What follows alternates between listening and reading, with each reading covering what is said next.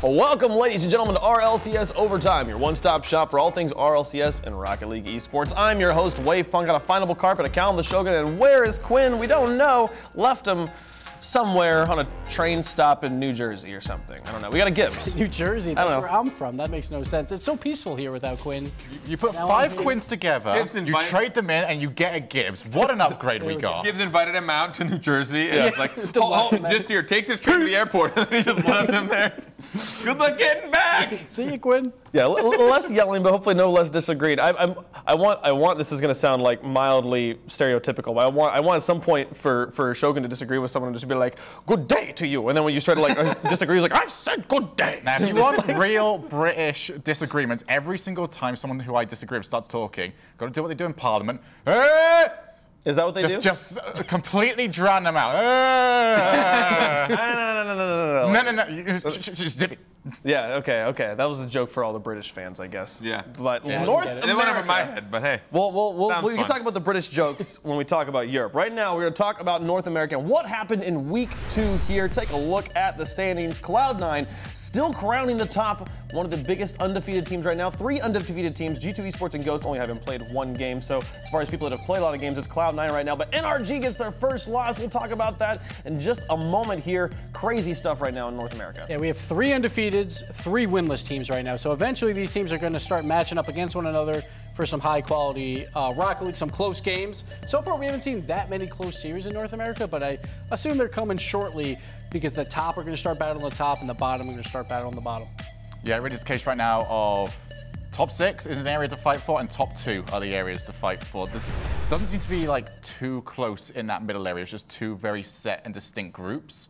Renegade's gonna be happy though. They took this entire week off. They kind of needed it after what was an awful opening week, so hopefully they'll bounce up really good this week coming up. Yeah, we'll see them next week. Going to be competing against the other teams down there in the bottom. But moving forward to talking about who's hot and who's not here in North America, or who's spicy. Excuse me, Gibbs, who's why spicy? Why is it called Who's Spicy this week? I have no idea. You don't. I've you just totally been saying know. lots of things about spice. James doesn't understand any of it, so no one understands I decided to just any keep of it going. If it's not edible and in front of him and involving spicy Gibbs, food, he doesn't. Speaking of who's spicy, what's your favorite type of pepper? Favorite type of pepper? I'm just a simple man, like jalapenos. What about hot sauce? Up here. What about hot sauce? I'm setting you up here. So, I can see do what it. he's smart. Ghost peppers. The Ghost are my Peppers, thank you. favorites. Ghost right now. Very, very hot team. They defeated buddy. NRG this past week here. That one going to game 4, but Ghost able to get the victories there over the 3-time North American champions right now. Ghost doing it in big fashion, coming out in ways we were not expecting. Lethamir tweeting out, "Stop doubting us," in all caps after that game. It was crazy. To be fair, they've played 1 game. So yeah, they have, but this is the biggest one. It is the biggest one, but let's not go all caps yet on my Twitter feed where Classics is throwing me under the bus, Lethamir saying stop doubting us. It's 1 game. Let's calm it down, Ghost. Okay. But they are looking really strong, Okay. obviously beating the North American champions. Classics had a really good showing. Maybe his first ever in RLCS, so hats off to you, Classics. Ouch. Hey, he was throwing lots of shade at me on Twitter, so I'm throwing it right back. So Fair enough. If Ghost isn't the team that's hot for you, who's hot for you right now? Well, also Cloud9. Cloud9 looks great. Like, even when they're playing not super well during the play-ins in week 1, probably like 50% Cloud9, but they still win. Now we're starting to see like 80%, 90%. We see Torment starting to shoot really well. We see Squishy not making those weird defensive mistakes. And, of course, our boy Shogun, Gimmick, just playing out of his mind. I love it. Every single time Gimmick plays, me and Gibbs just sit here and just go, "Our boy, our boy, our boy." He's going to do it. He's going to be the best player. When did he become your boy? Once I watched him play. Okay. And now I was just like, yeah, he knows how to play. He's good at this video game. Once you Wow, thought you got he real was high Squishy standards Muffins. there, Shogun. I play. Have you seen my standard of teammates throughout my life? Fair enough. I was with you last week. So I was saying with Wave, like once Wave thought that Gimmick was Squishy, that's when Gimmick became my boy. I like transferred the powers of Squishy. Yeah. Like to be spread that fair, around a they are bit. kind of similar, but not that similar. Sure. So I'll give it to you because it was a long DreamHack Yeah. days, so that's fine. That was a quality mistake. When you walk in, I'm like, oh dang it, I forgot to look at the little message where they told me who we're interviewing, and I actually don't know this person's face, so I'm just gonna have to straight up ask him right here.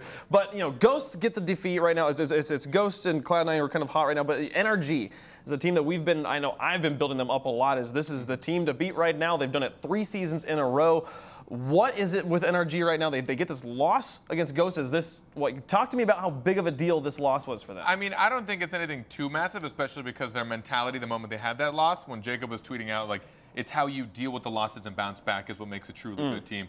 Because again, if you've watched Rocket League at all these last 3 seasons, now coming on 3.5, anything happens constantly, and it's really, a lot of it turns into mentality. Like, I don't want to give a percentage, but a huge chunk of how a team performs is based on, are they intimidated by their opponents, do they think they can perform, and do they think they're good enough? And you watch just a lot of teams fall to either thinking they're too good or not thinking they're good enough. So I think that's a huge thing for NRG. As big of a win as it is for Ghost, I don't think NRG should really chalk it up to anything too nuts. They're still 3-1. They're still in a great place to just move into playoffs, and they've always been one of the most online consistent teams. So a single win isn't really anything that you should be writing a team off for. But I think Ghost needs to be careful if they let that get to their heads too much. Then they will struggle next week. I agree, and they bounced back against Rogue later on in the day. And there was a lot of the mistakes that I know you and I, Gibbs, were talking about. Like, we're seeing 2 people back on the back line of the goal, not really, spacing out well on the defense. Didn't seem to have those same similar problems against Rogue. Do you think that they're going to have? Was there any big weaknesses we saw that other teams could exploit moving forward, or was this a fluke for NRG? So this team's been together for 2 seasons now, and they've never had a perfect league play. So they know how to bounce back from losses. I will assume during the week they will adapt and figure it out. And Jacob will not play with me, so he won't get any bad habits throughout the week. And they will bounce back because they're a team that doesn't even have to finish top 2. They can just make a playoff run. Obviously, everyone wants to finish top 2, so they have the World Championship spot. And they're still in a great spot for it. But they have some big games coming up. They got, of course, Cloud9 and G2 later on in the season. So they need to fix it, but it's not too hard of a fix, I think. I think it's just about being consistent on that day. Because week 1 even, they weren't very consistent. They played Emotion, and they played them pretty poorly. But luckily for them, they were playing Emotion. So they still got the win because Emotion's kind of a little bit lower of a tier. So we'll see going forward, but I expect them to be at the top once again. Now, one of the other big stories here in North America is Rogue. One of the top 2 teams from last season. They were able to get the automatic qualification for Season 4, and they switched out Turtle for Insolence, and the question has always been, how does Insolences fit into this offense here? And we got to see them in great fashion going up against FlyQuest at the beginning of week number 1. I was impressed with what I saw from Insolences. I had a lot of questions about him coming in, but he definitely showed up to that day.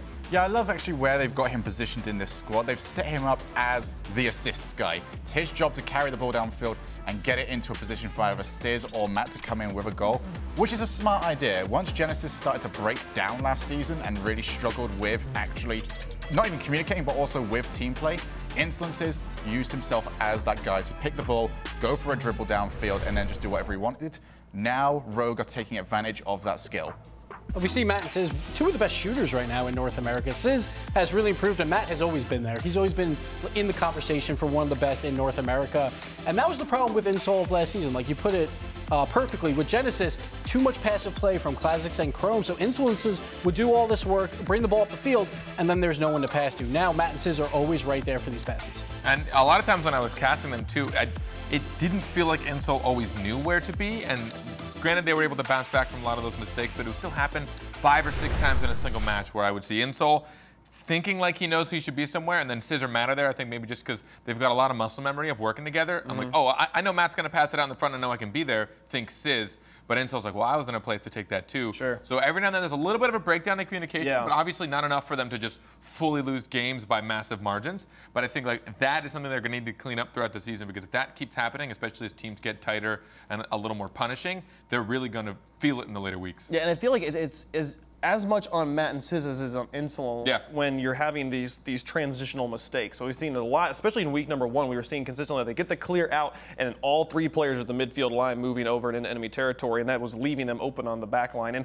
part of that's on Insol to not be forcing himself. And I felt a lot of the double commits I were seeing were Insol plus one other player, which is you want to kind of look at Insol and be like, it's your fault then because you're the one who's clearly double committing all the time. But it's just as much on the other 2 players to be coordinating. And I think that they're in a good position moving forward right now. Yeah, right now they look like a playoff team, just probably not top 2. They've lost to the 2 of the big 3 so far. They still have to play G2, I believe. And they're just kind of right where we kind of expected them to be. A lot of people actually had them around 7th, but they are beating those teams on the lower end. So as long as they get one more win, they're probably guaranteed one of those quarterfinal matchups in the regional championships. Absolutely. So looking over at the other league here for North America, the Rocket League Rival Series. Take a look at the standings and how they look after their few weeks of league play here. Fibian, the team that we were expecting to have in the RLCS, still sitting high and pretty up on top, 3-0.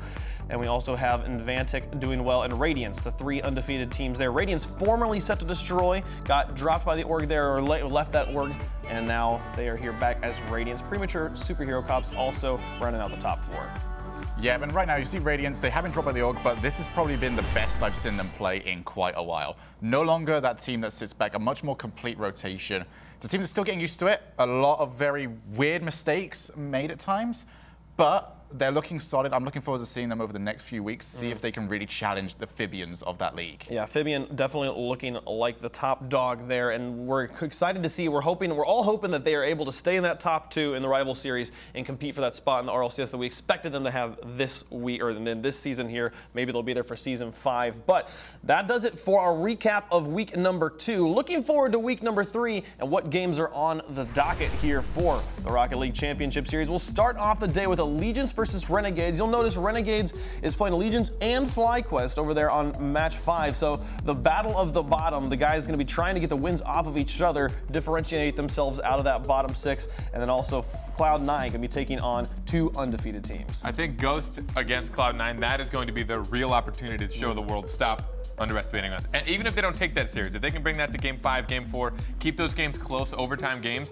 then people will stop underestimating them, right? It's like, okay, now you've shown us that you've got the skill, but that series right there is one that I think they should take as heavily as possible, because that will make all the other teams keep an eye out for them and start realizing, like, oh, we really got to worry about Ghost. My other favorite series of the day is Cloud9 versus Renegades. We had Renegades starting off with not the best opening, and G2 has only played against Renegades. That's their 1 win. So this will be the biggest chance that G2 has to show that they are really supposed to be in that top 2 we're kind of expecting them to be. And now, plus, every single week, we are getting 6 games per week instead of 5. And all these games look so good because there's so many battles of those winless teams, battles of the undefeated. So we're really going to start to see some separation in North America. Plus, this pick'em week for North America is going to be really tough to call with all these teams so close. Absolutely. But that will do it for our North American recap. We're going to take a quick break here on Overtime. But when we come back, we're going to talk about Europe. Some crazy things happened. If you missed it this weekend, you'll want to hear what we've got to say about it. Don't go anywhere. We'll be right back.